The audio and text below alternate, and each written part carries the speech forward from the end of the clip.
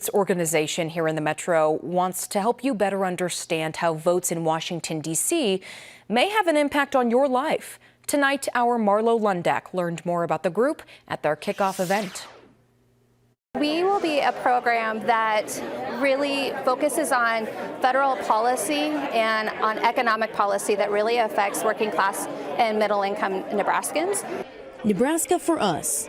Wednesday night, the Grassroots group made their launch. Their goal is simple: helping those in District 2 understand how policies that lawmakers are voting on in D.C. are helping or hurting their daily lives.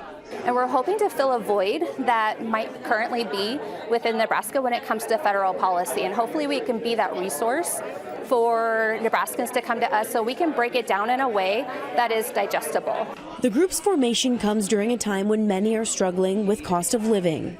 As my spouse has diabetes himself, I know quickly how the cost and the amounts of prescriptions actually just kind of goes up and up and up and up for us.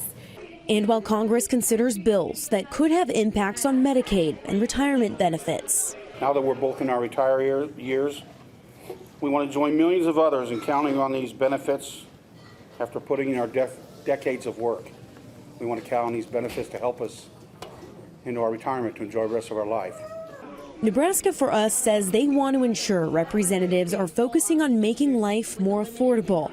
They say they'll be watching closely. It's not always reported on the actual votes that happen on the day-to-day. So our focus will be strictly on the votes and making sure that that policy is front and center in everything that we do. And they're here to help everyone understand the impacts. On your site in Omaha, Marlo Lundak, 6 News. And you can find more information about District 2 and Nebraska for Us on our website, WOWT.com.